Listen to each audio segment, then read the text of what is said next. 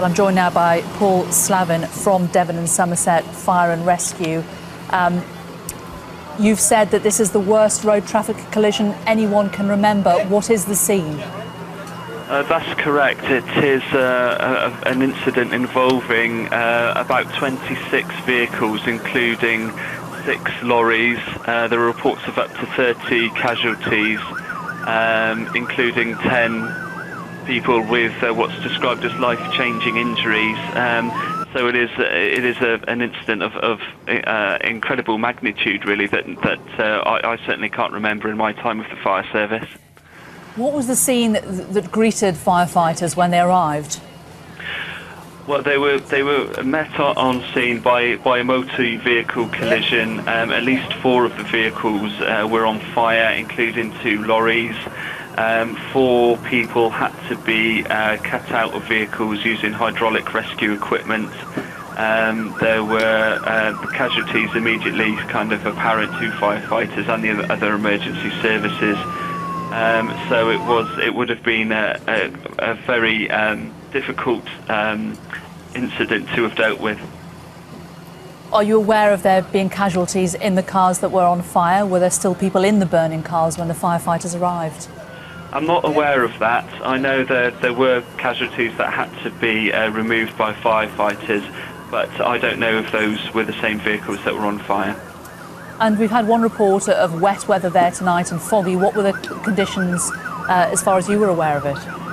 Yeah, the conditions were bad in the Bridgewater area. At the time, we had some serious flooding incidents in Bridgewater town centre a few hours earlier. Of course, Bridgewater Carnival is being held tonight, or was held tonight as well, which meant that the roads would have been extremely busy.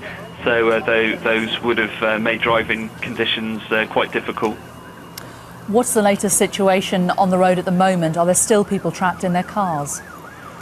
We believe everyone's now been released from the cars. The emergency services are still on the scene, putting out fires and making sure everyone is getting the medical treatment they need.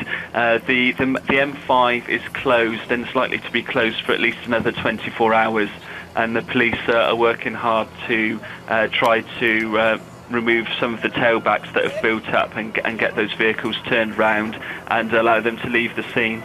And as we talk to you, Paul, we're running these extraordinary pictures of these vehicles on fire, a whole line of vehicles ablaze. Are they still on fire on the carriageway, or have all the fires been extinguished? Firefighters are still dealing with the vehicles. Fires have been put under control, but firefighters will be on scene for some time, damping down and make sure they are fully extinguished. How hard is it for firefighters when they turn up to events like this? They've had their training, they know how to deal with fires, they know how to deal with casualties, but presumably these kind of scenes where there are multiple casualties and distressing circumstances must be very difficult for the firefighters personally to cope with. Yes, many of them will have never experienced an incident of this nature before, but you're quite right, they've got the training and the equipment they need to deal with it, and we do have trained diffusing officers available, and the crews who have had to deal with the incident will be able to speak to a diffusing officer afterwards if they need to deal with the situation in that way. And in terms of the severity of this incident, the worst road traffic collision anyone can remember, you've been quoted as saying?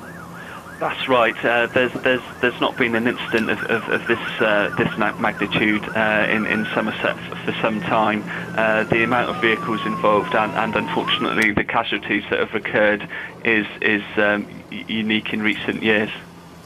And the casualties, where have they been taken to?